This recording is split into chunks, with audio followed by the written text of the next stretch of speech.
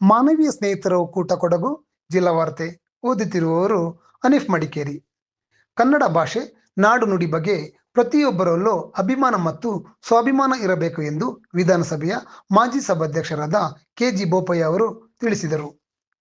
ಕನ್ನಡ ಸಾಹಿತ್ಯ ಪರಿಷತ್ ವತಿಯಿಂದ ಕಡಂಗ ಗ್ರಾಮದ ಸರ್ಕಾರಿ ಹಿರಿಯ ಪ್ರಾಥಮಿಕ ಶಾಲಾ ಆವರಣದ ಹರಿದಾಸ ಅಪ್ಪನೆರವಂಡ ಅಪ್ಪಚ್ಚ ಕವಿ ವೇದಿಕೆಯಲ್ಲಿ ಬುಧವಾರ ನಡೆದ ತಾಲೂಕಿನ 12ನೇ ಕನ್ನಡ ಸಾಹಿತ್ಯ ಸಮ್ಮೇಳನ ಕಾರ್ಯಕ್ರಮಕ್ಕೆ ಚಾಲನೆ ನೀಡಿ ಅವರು ಮಾತನಾಡಿ, ಕರ್ನಾಟಕದಲ್ಲಿ ಕನ್ನಡ ಭಾಷೆಗೆ ಮೊದಲ ಸ್ಥಾನ.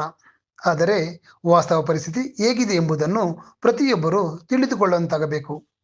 ಗ್ರಾಮೀಣ ಪ್ರದೇಶದಲ್ಲಿ ಇಂದಿಗೂ ಸಹ ಸ್ಥಳೀಯ ಹಾಗೂ ನಾಡಿನ ಭಾಷೆಗಳು ಬಲಯುತವಾಗಿದೆ. ಆದರೆ ನಗರ, ಮಹಾನಗರ ಪ್ರದೇಶಗಳಲ್ಲಿ ಪರಿಸ್ಥಿತಿ ಯಾವ ರೀತಿ ಇದೆ ಎಂಬ ಬಗ್ಗೆ ಗಂಭೀರವಾಗಿ ಚಿಂತಿಸಬೇಕಾಗಿದೆ ಎಂದು ಕೆಜಿ ಬೋಪಯ್ಯ ಅವರು ಒತ್ತಿ ಹೇಳಿದರು. ಆನ್ಲೈನ್ ಔಷಧಿ ವಹಿವಾಟು ವಿರೋಧಿಸಿ ಕೊಡಗಿನಾದ್ಯಂತ ಔಷಧಿ ಅಂಗಡಿಗಳ ಬಂದ್ ಯಶಸ್ವಿ.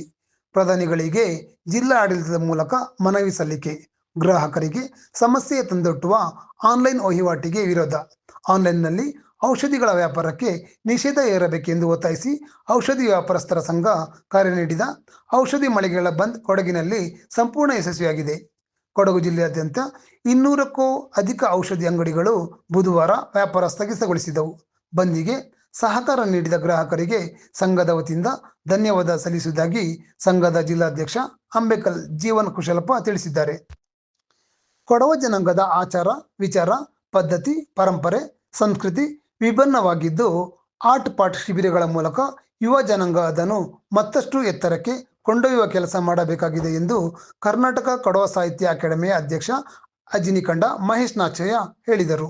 ಇಲ್ಲಿನ ಕೊಡವ ಸಮಾಜದ ಹರಿದಾಸ ಅಪ್ಪನೆರವಂಡ ಅಪ್ಪಚ್ಚ ಕವಿ ಸಭಾಂಗಣದಲ್ಲಿ ಮಂಗಳವಾರ ಆಯೋಜಿಸಲಾಗಿದ್ದ ಆರ್ಟ್ ಪಾಟ್ ಶಿಬಿರದ ಸಮಾರೋಪ ಸಮಾರಂಭದಲ್ಲಿ ಮುಖ್ಯ ಅತಿಥಿಗಳಾಗಿ ಪಾಲ್ಗೊಂಡು ಅವರು ಮಾತನಾಡಿದರು. ಮಡಿಕೇರಿ ನಗರದ ಗಾಂಧಿ ಮೈದಾನದಲ್ಲಿ ಬೇರೆ ರಾಜ್ಯದ 40 ಮಂದಿ ಪ್ರವಾಸಿಗರ ತಂಡ ರಾಜ ಸೀಟಿನ ಮೈದಾನದೊಳಗೆ ಗ್ಯಾಸ್ ಸಿಲಿಂಡರ್, ಸ್ಟವ್ ಸೇರಿದಂತೆ ಪಾತ್ರೆಗಳನ್ನು ಬಳಸಿ ಅಡುಗೆ ಮಾಡುತ್ತಿದ್ದರು. ಇದನ್ನು ಗಮನಿಸಿದ ನಗರಸಭೆಯಿಂದ ಸೂಕ್ತ ಕ್ರಮ ಕೈಗೊಳ್ಳಬೇಕಾಗಿದೆ.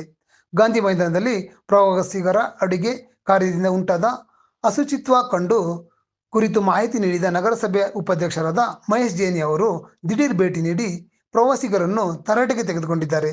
ಅಷ್ಟೇ ಅಲ್ಲದೆ ಉಪಾಧ್ಯಕ್ಷರಾದ ಮಹೇಶ್ ಜೇನಿ ಹಾಗೂ ನಗರಸಭೆ ಸಿಬ್ಬಂದಿಗಳು ಪ್ರವಾಸಿಗರಿಂದಲೇ ಪೂರ್ತಿ ಮೈದಾನವನ್ನು ಶುಚಿಗೊಳಿಸಿ ರು. 2000 ದಂಡ ವಿಧಿಸಿದರು.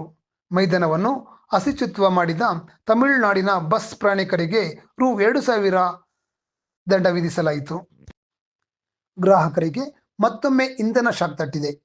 ಕಳೆದ 5 ದಿನಗಳ ಅಂತರದಲ್ಲಿ ಪೆಟ್ರೋಲ್, ಡೀಸೆಲ್ ಬೆಲೆ 2ನೇ ಬಾರಿಗೆ ಏರಿಕೆಯಾಗಿದೆ.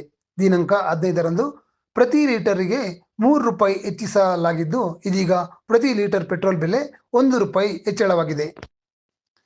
ಕೊಡಗು ಜಿಲ್ಲಾ ಆಫ್ಕಾಮ್ಸ್ ಹಾಗೂ ತೋಟಗಾರಿಕಾ ಇಲಾಖೆಯ ಸಹಯೋಗದಲ್ಲಿ ದಿನಾಂಕ 22ರಿಂದ 24ರವರೆಗೆ ಮಡಿಕೇರಿಯಲ್ಲಿ ಮಾವು ಮತ್ತು ಹಲಸು ಮೇಳ ಆಯೋಜಿಸಲಾಗಿದೆ. ಮಾವಿನ ವಿವಿಧ ತಳಿಗಳಾದ ಮಾಲ್ಗೋವಾ, ಸಿಂಧೂರ, ರಸಪುರಿ, ತೋತಾಪುರಿ, ಬಾದಾಮಿ, ಮಲ್ಲಿಕಾ, ದಸೇರಿ ಹಾಗೂ ಸ್ಥಳೀಯ ಕಾಡು ಮಾವಿನ ಹಣ್ಣು ಕೂಡ ಮೇಳದಲ್ಲಿ ಯೋಗ್ಯ ಬೆಲೆಗೆ ದೊರಕಲಿದೆ ಎಂದು ಕೊಡಗು ಜಿಲ್ಲಾ ಆಫ್ಕಾಮ್ಸ್ ಅಧ್ಯಕ್ಷ ಬಿದ್ದಟಂಡ ರಮೇಶ್ ಅವರು ಸುದ್ದಿಗೋಷ್ಠಿಯಲ್ಲಿ ತಿಳಿಸಿದ್ದಾರೆ.